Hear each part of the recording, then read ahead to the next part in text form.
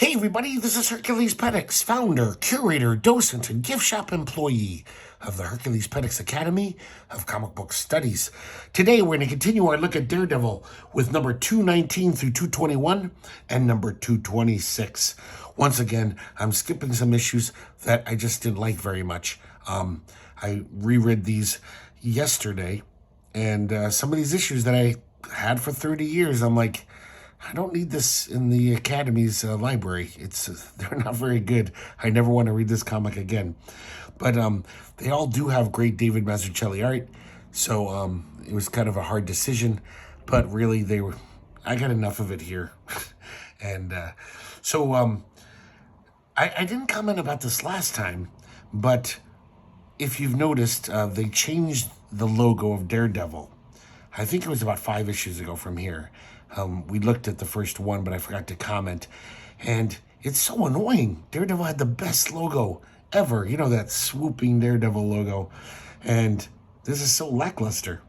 But I think next video that we focus on Daredevil, the good logo will be back. So I just want to comment about that, how weird that was that they tried this crappy logo out when they had the best logo in comics. Let's get started. So this number 219 is very exciting, especially if you were buying these when they came out. So I was just finishing up high school when these came out. It's 1985. And, you know, the golden age of Frank Miller was over, 2 years over? 2 years in the past.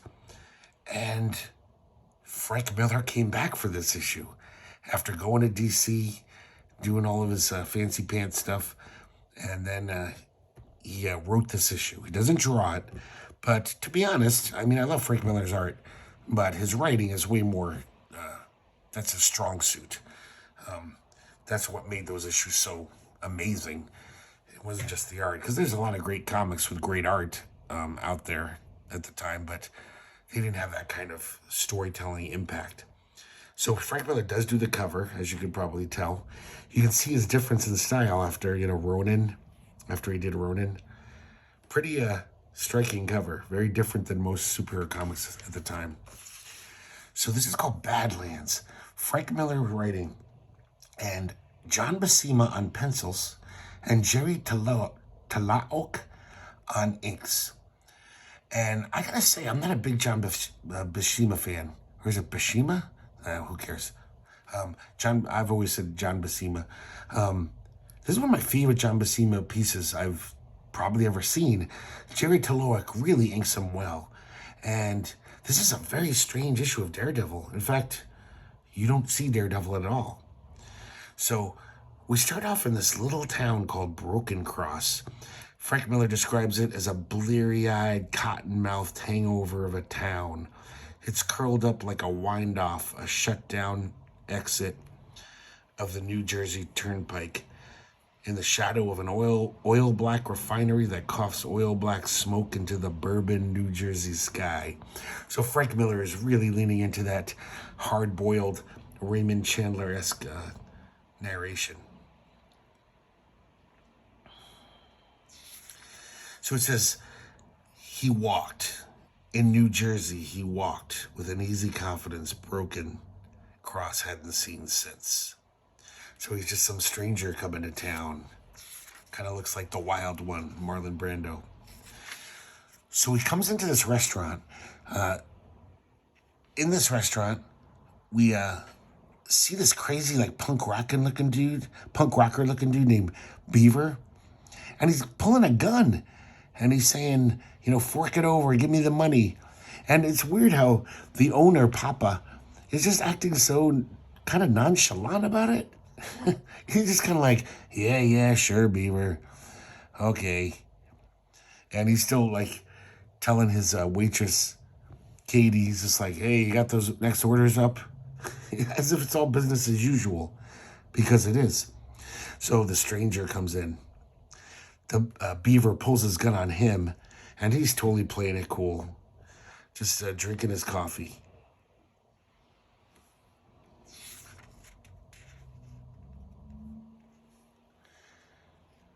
And I guess Katie just liked the looks of the stranger, or was just sick of Beaver's shit. So she throws a hamburger patty right at Beaver's face. Beaver's like, "I'll kill you," and he aims his gun at her. The stranger grabs his hand, and Beaver pulls a knife. He kicks it out. The knife goes into the wall, almost hits this other guy. I believe this is Beaver's brother. We'll find out in a second. I can't remember right now. If you've noticed, though, this Jerry Taloic's inks, I don't know, really do something to Buscema's pencils. And I've thought about this before, and just how there's mainstream comics out there, the Marvel method, where I've seen artists rise to the occasion when they get a great script. I've seen the opposite, too. I've seen writers rise to the occasion when they get great pencils in. Chris Claremont's a perfect example of that. So it really does seem like John Buscema is putting his all into this. So the stranger kicks these guys' ass. And then this police officer, the local constable named Lieutenant Costello, he comes in and he treats the stranger like shit. He's basically like, get the hell out of town. The Papa, the owner of the restaurant, says, "Remind you of somebody, Lieutenant?" And he says, "Shut up, Papa, just shut up."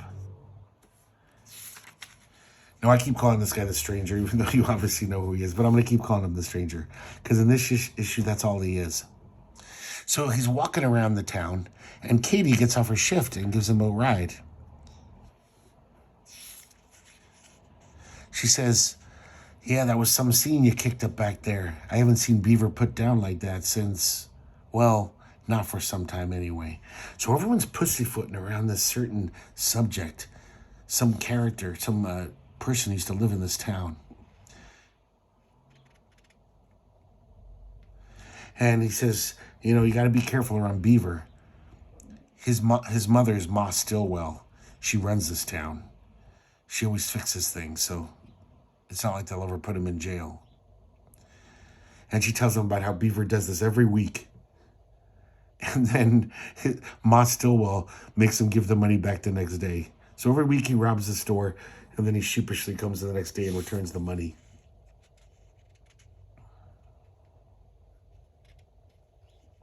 And he's got his brother Billy, who's kind of an arsonist. He's kind of weird about fire.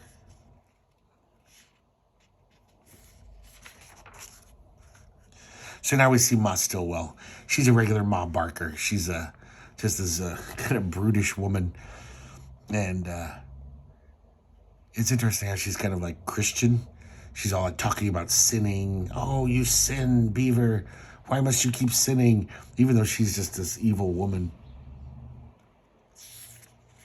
So she's slapping Beaver around. Lieutenant Costello's there. Apparently they're very cozy. I don't mean in like a sexual way, but like, Ma Stillwell runs the town. Lieutenant Costello does what she wants.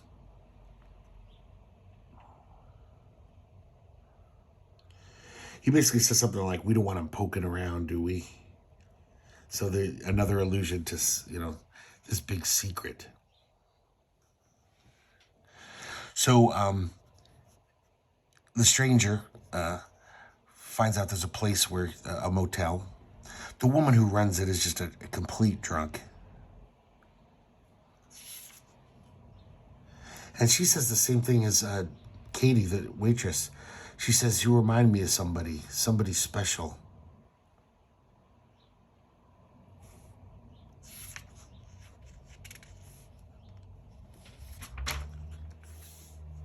She passes out. He goes up to his room, and he has a dream. It's almost like he has a dream of what happened in this town. Something with bicycle chains whipping a good man till there was nothing but bones and pulp and blood. You can see Conan's face there. John Buscema pretty much has that one face for like heroes.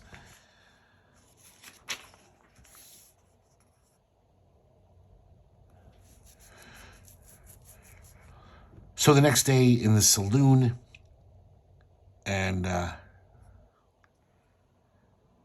Beaver's shooting his mouth off, and the stranger comes in, and Beaver breaks a bottle, and he's gonna he's threatening him.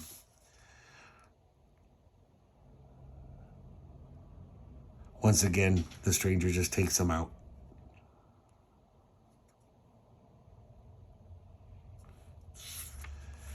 And there's this one guy here, he's a biker. He tries to get Beaver to calm down. Beaver almost slashes his face with the bottle.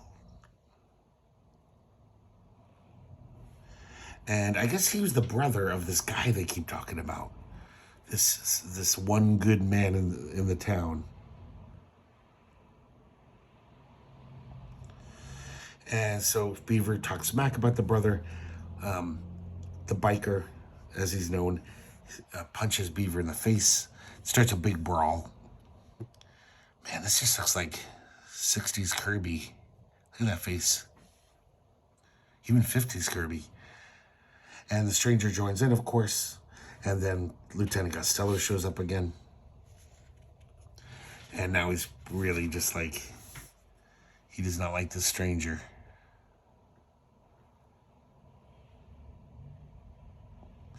And so Costello goes back to Ma Stillwell's and says, you wouldn't believe it. Something lit a fire under the biker. So I guess it's implied that the biker, ever since the death of his brother, has just been just like meek and putting up with all this basically corrupt town. So he locks, Lieutenant Costello tells Ma that he locked the stranger up in jail.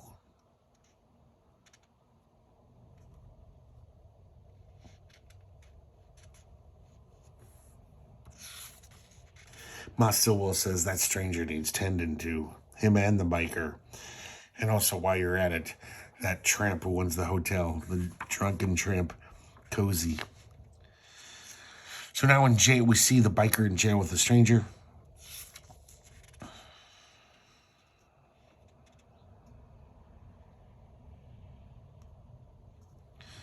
So we're finding out more about this guy, I guess his name's Fagin.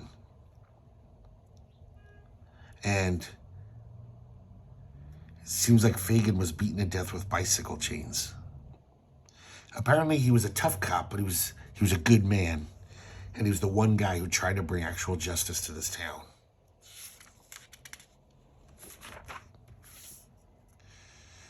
Now we see Cozy, and she's sobered up a little. And she's looking at a picture of Fagin, who does seem to look very much like the stranger. At least in this picture, he's got red hair, but then in her memory, he doesn't. There's kind of an interesting dissolve here. In her hungoverness, she thinks she sees Fagin, and then look at this cool, almost psychedelic dissolve, and it turns out it's actually Beaver. Beaver pulls a knife on her, and then we cut away, so it's implied what it's going to do. Really like some of this John Buscema artwork.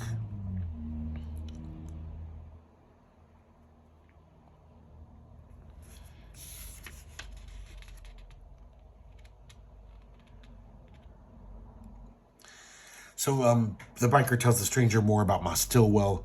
She's pretty fucking evil. She's been raising her kids to be murderers since they were young. And of course, Costello is a completely corrupt cop.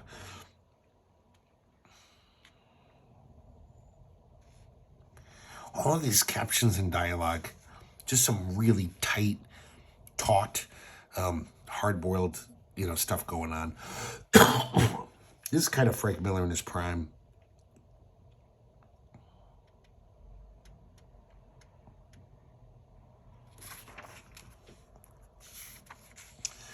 So now Costello comes into the jail, and he frees the biker. But, it's like that thing in movies. It's just so he can kill him. Oh, he was trying to escape. He shoots him down in cold blood right in front of the stranger. Then he lets the stranger out so he can do the same. And the stranger is so fast that when he shoots at him, he goes, whew, and knocks him out. Seems like the biker's still alive, barely. He says you got to get to Cozy's. You got to save her.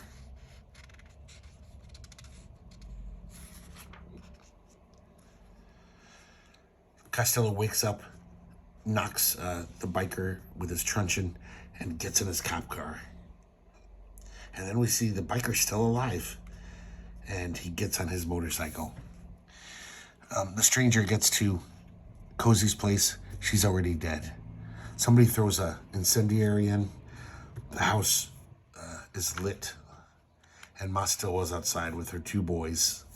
They obviously threw that in, and Luke Costello drives up and says, "Myrtle." That's Ma Stillwell, of course. He's like, "That stranger, he ain't human. You won't believe what happened." And then right then the door kicks open, and the stranger, it's almost like that scene in The Terminator. He comes out like it looks like he's on fire. Costello shoots at him a few times. He's freaking out. He's like, "He's not human." So they all get in his cop car. All the kids are scared. Beaver and Bobby are like, or Bobby, whatever his name is. And they're like, "Mama, I'm scared, Mama."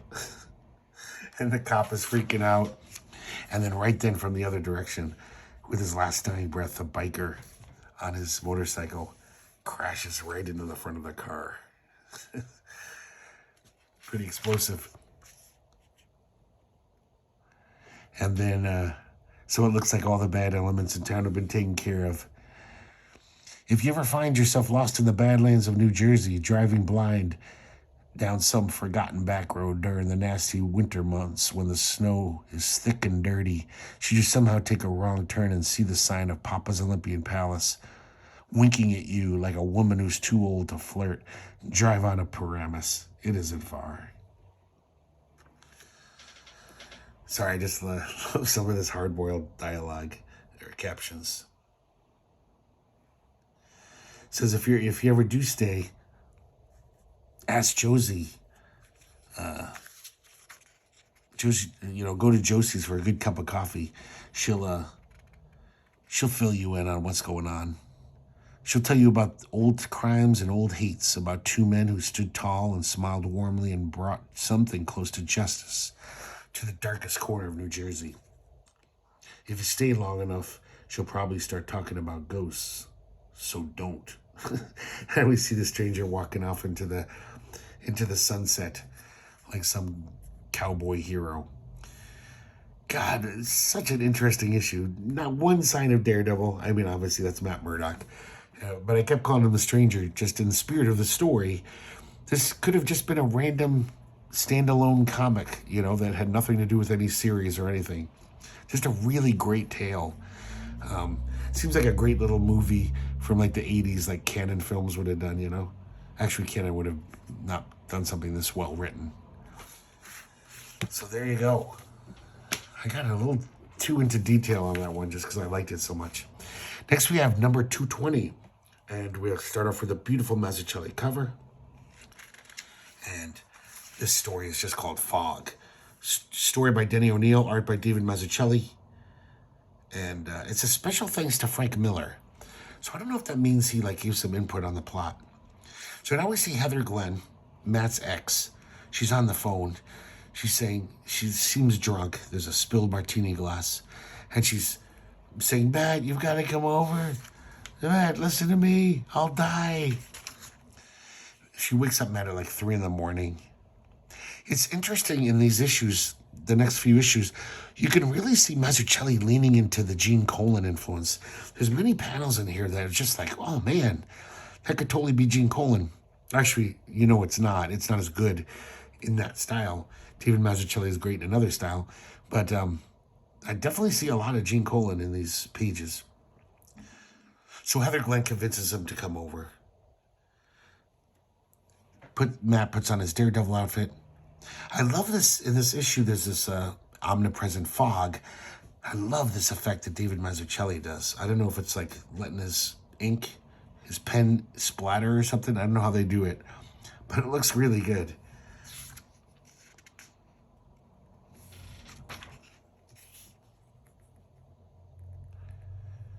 There's some really nice stuff going on here. So he shows up at Heather's. She's passed out. She wakes up, makes herself another drink. And she even admits, she says, I told a little white lie to get you over here. I'm not really going to die. So Matt's kind of pissed off. I'm sorry, I didn't mention something important where when he was swinging over to Heather's, he heard a domestic incident. And it sounded like it could be bad. She was all like, this guy's basically saying, you're dead meat, Doris, if you walk out that door. So he's just like, I can't get involved with this. I got to get to Heather's. Because Daredevil can hear his voice. He knows that the guy's not bluffing there's no subvocal tremors. But he doesn't interfere because he wants to get to Heather's. So back to Heather and him. She tells him how lonely she's been since they broke up. Man, look at that panel right there. That's a really great drawing.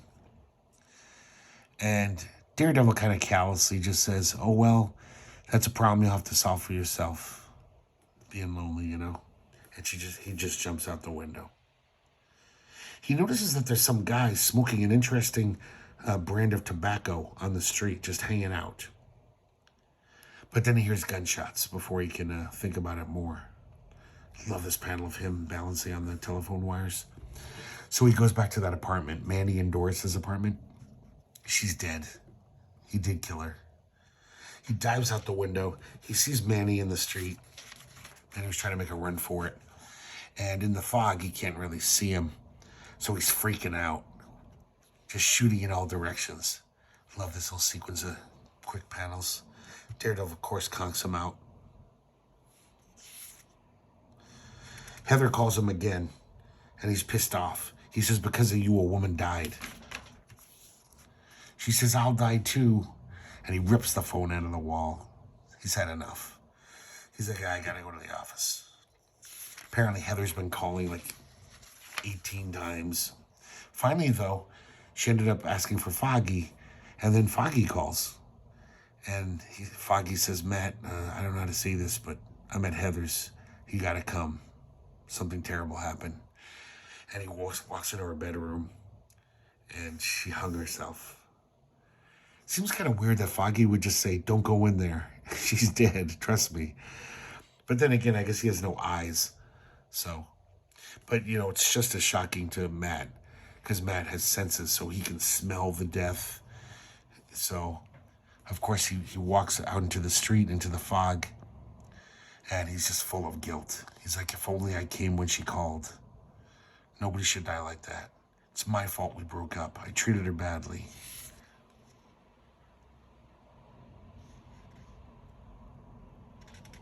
Can't get the memory of the room out of my mind. The odors.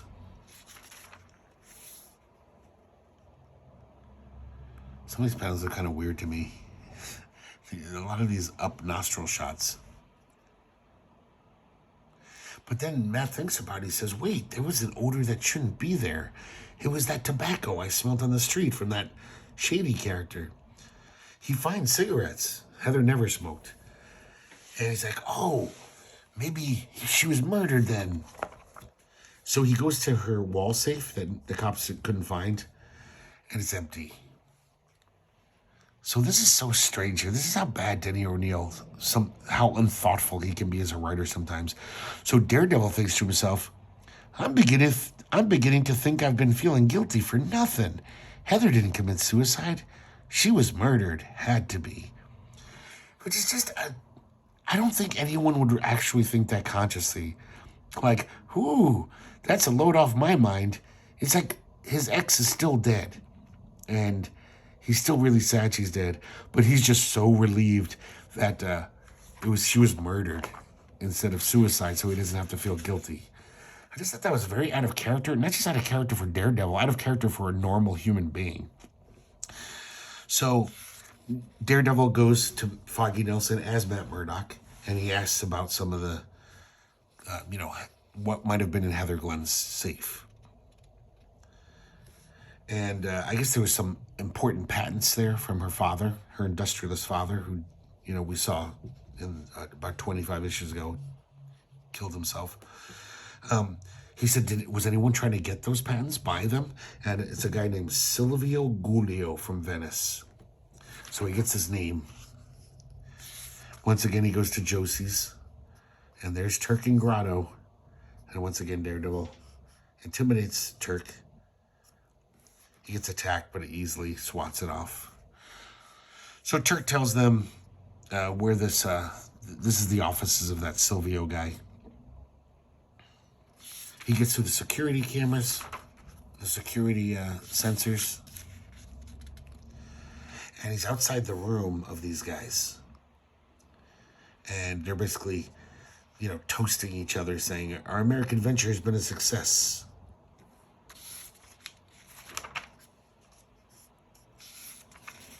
So they're admitting to have stolen that patent. Daredevil comes in, and of course, it's time to kick some ass. Some nice choreographed fight scenes here. Man, this almost looks like classic John Romita Daredevil right there. Some of these panels, it's like so clean and, Marvel style. It's weird compared to other ones. So Daredevil chases one guy up to the roof. I think this is that Silvio guy. And he whacks him with a 2x4. And so they start fighting. And the guy's down on the ground, beaten. And he says, I did not kill her. She was already dead. Now they're down at the cop station. He said she was already hanging there. And Matt can hear his heartbeat. He's telling the truth. So now he goes back to his law offices and talks to Foggy. Foggy tries to make him feel better. You couldn't have helped her, Matt. You really couldn't. It wasn't your fault. And then Matt lets the fog in this kind of cheesy moment. I can't exactly say, it just feels right to let the fog in. Next we have number 221. So now Matt's Daredevil goes to Venice. Man, love this splash page. Same creative team as last time. I didn't mention Joe Rosen lettering, Christy Scheel colors. Behold my vengeance. So he's visiting the grave of Heather Glenn. And after that, he turns into Daredevil, goes to visit Ben Urich to get some information about these Italian guys. I guess they're aligned with this group called the Council of 10, who are neo-fascist. They want to take over the government, name themselves after a 13th century group with a similar problem, who wanted to take over the government. The leader's a half German, half Italian named Emilio Roos. He has a medieval palace in Venice. So Daredevil gets his information. He goes back to the law offices, tell Foggy he's got to go to Italy. Foggy's pretty pissed off. He's like, our law firm is on its last legs, and you keep taking off, and now you want to take off to Italy. The office might not be here when you get back.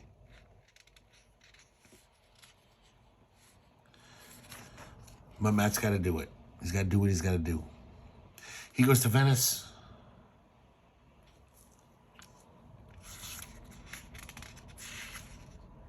And he infiltrates this building where the Council of 10 have their headquarters. We see them all dressed up goofy like they're from the 13th century. They look very silly. There's that half-German guy. So Daredevil shows up. And they send this knight after them. I think his name's like Sir Galahad or something, which doesn't sound very Italian to me. And, or Sir Lancelot. The knight attacks Daredevil. Daredevil senses no heartbeat. He realizes it's a robot. Oh, I guess that's why it's not Italian. It's a robot, so it doesn't matter what his name is. Some nice action scenes. I really love this page here. This Daredevil evading the sword blow, diving off. So it kind of goes like this. And he, with his billy club, he dives off the building, and the robot chases after him, falls to his destruction. I like these angles that Mazzucchelli does. It's just an interesting angle to... This could just be such a boring panel, but it's really nice. So there's all these traps in this castle, and Daredevil finds himself trussed up like a Thanksgiving turkey by the bad guys. They wall him up like the cask of Amontillado. And I guess they're gonna he's gonna leave this castle. He's like, yeah, this castle's getting too old.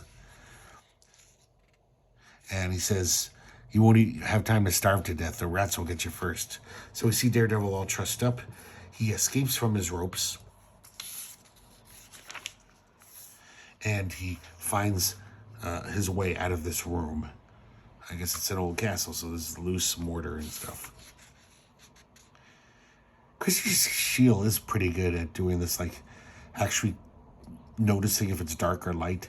I remember as a kid, some colors just colored everything the same. It's like, oh, it's supposed to be night. You can barely tell.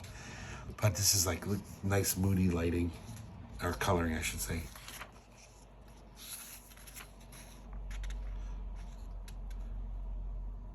Daredevil finds this sword on this old skeleton and starts using it to chip his way to freedom. It's kind of weird. Daredevil with his shirt off looks so odd to me. He takes his shirt off, I guess, because it's hard work.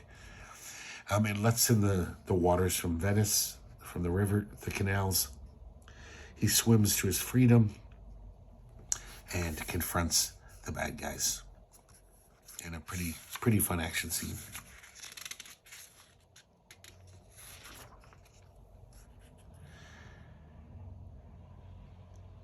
That's kind of interesting. He's rolling through the panels and this guy's whipping around. And then he goes... Whoosh. I always love that kind of stuff, like cinematic stuff.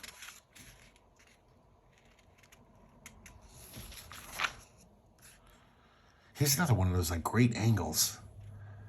You can see that Mazzucchelli's already thinking like, yeah, I'm not just a superhero artist. I'm going to do something more. This looks like it could be like a European artist, you know?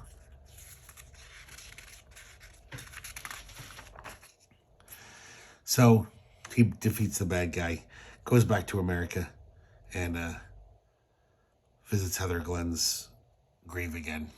Basically says, I got the guys who robbed your place, even though they didn't kill you.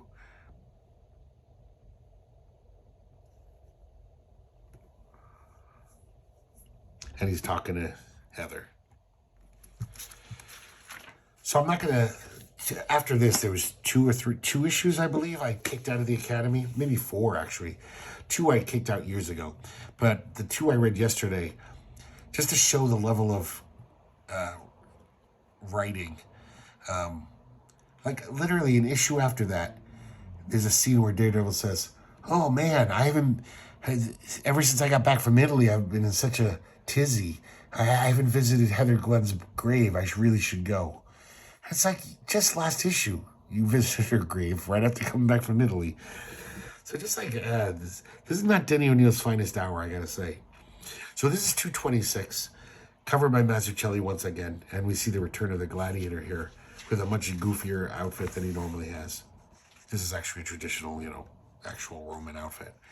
So, unfortunately, David Mazzucchelli isn't inking his own pencils in this issue.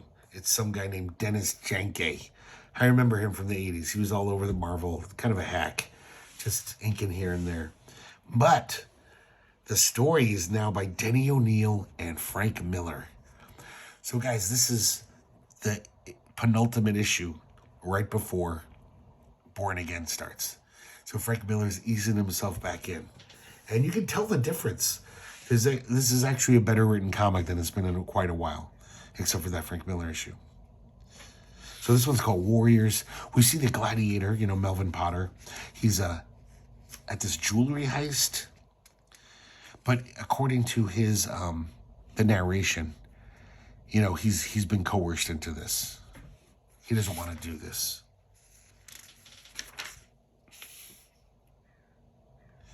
Now we see Gloriana, Matt's girlfriend. She's looking for Matt. She's pissed off at him.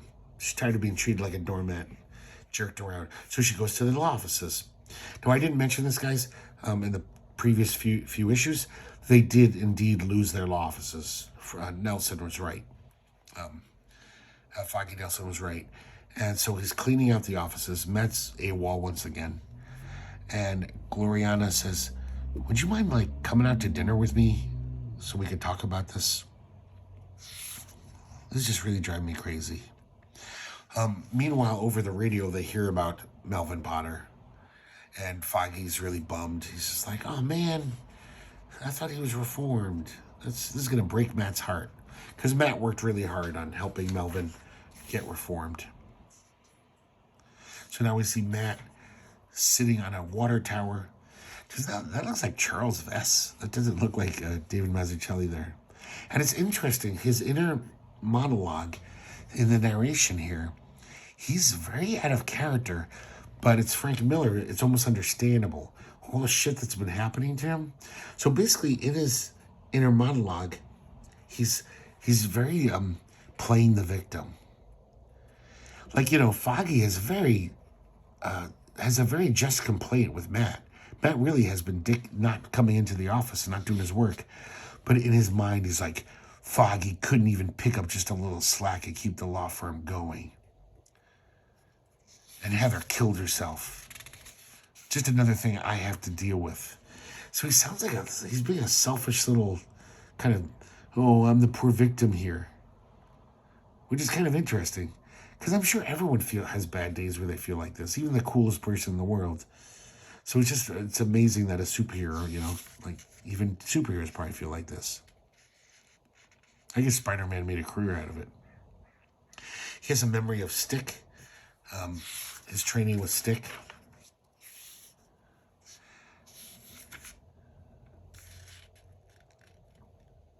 Stick makes it seem like Matt is just just follows whoever tells him what to do. Everything else is up to somebody. Everything's up to somebody else with you. So somebody else is always to blame. You'll never be what you could be because you know in your guts that if you were, there'd be nobody big enough to pat your head. So then Daredevil hears a siren, and he also hears the All Points Bulletin announcement that Melvin Potter is armed and dangerous. So, and we see in Matt's mind as he puts his Daredevil mask on, he's not saying like, oh, that's a shame. He's angry. He's like, man, I worked so hard to help you out, Melvin. If you betrayed me like everyone else has. Like a threat. So now we see Betsy Beatty. Now, she was Melvin Potter's social worker. She was a very understanding. Melvin kind of fell in love with her. She was just like, oh, I don't like you that way, Melvin. But still, he cares for her deeply. And she's a very amazing woman. So these bad guys have her tied up in this apartment. And that's how they're getting Melvin to commit these robberies. They're basically saying, if you don't bring us $1 million, we're going to kill her. And I could tell this is the Frank Miller part where just like how brutal they're treating her and how she's feeling about it. And it's just, it's pretty intense stuff. I wish I could read the whole thing to you. Now we see Melvin in the shower. This definitely seems like Frank Miller stuff where he's in the shower for like 4 hours, just taking a cold shower. So that when you shake, you can blame it on the cold water instead of the fact that you're, terrified. Yeah, this Dennis Janke guy isn't doing Mazzucchelli any favors. There's some clunky panels in here. It is so interesting how I can't think of many mainstream artists where, well, Gene Colan comes to mind, where, man, he needs a certain... in fact, no inker does him good service. Gene Colan was always best just as pencils. I mean, Klaus Janson did fun things with him, but it ended up looking like Klaus Janson. But Mazzucchelli is just immune to anyone inking his work. One of the issues I got rid of was inked by Kim DeMulder. Kim DeMulder usually does solid, decent work on an inker. On a penciler. And even that issue just looked terrible. It just seems like Mazzucchelli's pencils are uninkable except by him. So Daredevil shows up at this with this bad guy lair to get information, and he's like, Daredevil's more brutal than normal. His mind really is in a bad way, and he's beating the shit out of these guys. He gets his information. They're actually at Melvin Potter's costume shop. He's not there, of course, so he finds out where they're coming from. This looks like something from like the Golden Age, like from the 50s.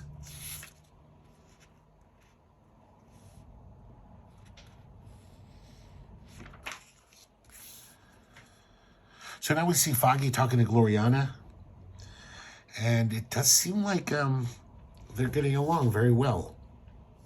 Even though Foggy's not trying to make a move or anything, but Foggy's like trying to defend Matt. Like, Matt's a complicated man, Gloriana. But, he's a great guy. But she's done. She's kind of fed up with Matt's bullshit. But listen to this creepy thing. He says, Matt needs a special kind of woman because he's a special kind of guy. Gloriana says, it'd take a saint, Foggy. I'm finding I'm no saint. Oh, Foggy, you with all your troubles, and here I am laying out my own like a little girl. And Foggy puts his hands on hers and says, I like little girls, Glory. Oh, my God. Oh, God, that almost put me into another coughing fit. Then he says, come on, let's go get some air.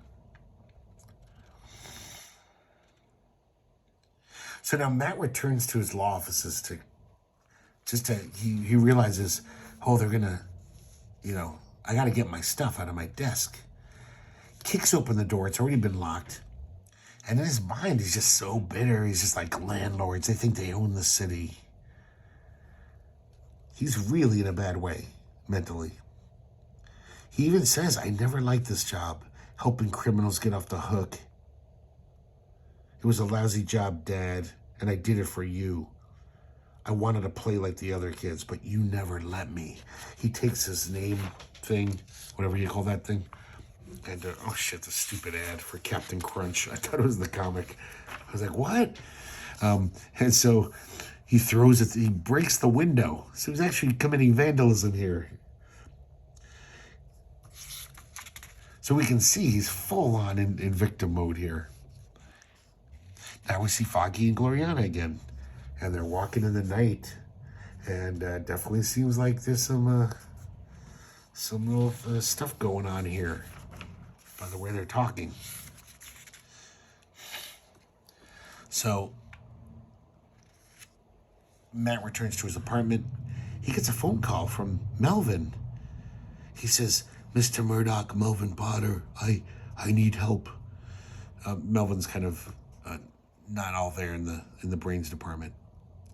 I know you know Daredevil, and if you could ask him to come to the Dibney Museum, I need his help. And then, but all Daredevil can think, all Matt can think in his mind, he says, sorry, are you, Melvin? After all I've done for you, I'll leave you a whole lot worse than sorry. So now we're at the Dibney Museum. He's stealing some more jewelry, and Daredevil shows up. And Daredevil, he's all nonchalantly just says, no, I don't want to hear your excuses, Melvin. And yes, I'm here to kick your face in. And Melvin's just so like almost whimpers. He's just like, but who's supposed to help me? He doesn't understand that this is a very different Daredevil than the last one he saw. He charges at Daredevil, and Daredevil is just way faster than him, especially because he's wearing this stupid armor for some reason. I don't know why. Because he even comments about how, this armor is not good. I shouldn't have worn it. And Daredevil's just dancing around him like Muhammad Ali. He gets Gladiator gets a few knocks in, but for the most part, Daredevil's dominating this fight. And Daredevil thinks to himself, he moves on me like a locomotive. I make like a speeding bullet. I guess from his time at DC.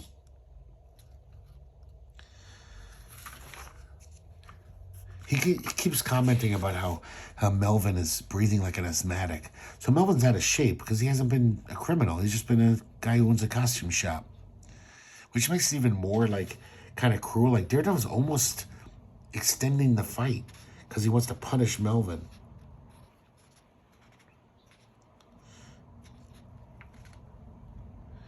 And he bashes Melvin into this pillar. Melvin is just hugging it like a child, crying. And Daredevil finally realizes that he's been a dick. And Melvin tells him why he's been robbing places, because of Betsy. And then Daredevil thinks, I almost asked him why he didn't come to me. I can't help shudder when I realize he did. He says, you can lock me up, Mr. Daredevil, but just help Betsy. This looks like a completely different artist here. It almost looks like a Filipino artist. Maybe Danny Bulandi came back and inked that panel. So finally this fog lifts out of Daredevil's head. So it's almost like ever since that issue with the fog, he's been, shit has gotten worse and worse. So Daredevil realizes he's going to make things right.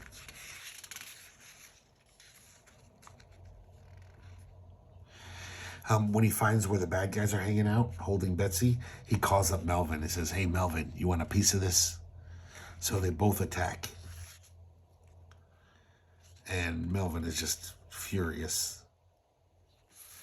But he's not like he used to be. He's not a fucking animal. He knows Betsy wouldn't like that. So he just throws this guy aside like a rag doll. And the narrator says, as he walks towards Betsy, it says, he doesn't walk like a killer or like the lumbering apology he's been. He walks like a man, walks to the woman he loves. And he unties her as Daredevil mops up the rest of the crew.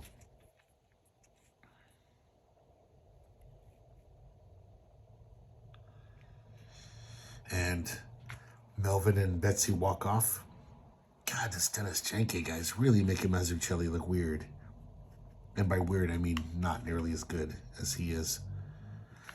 And that's it, guys. The last comic before Born Again starts, which we'll look at the next time we look at Daredevil here on the channel.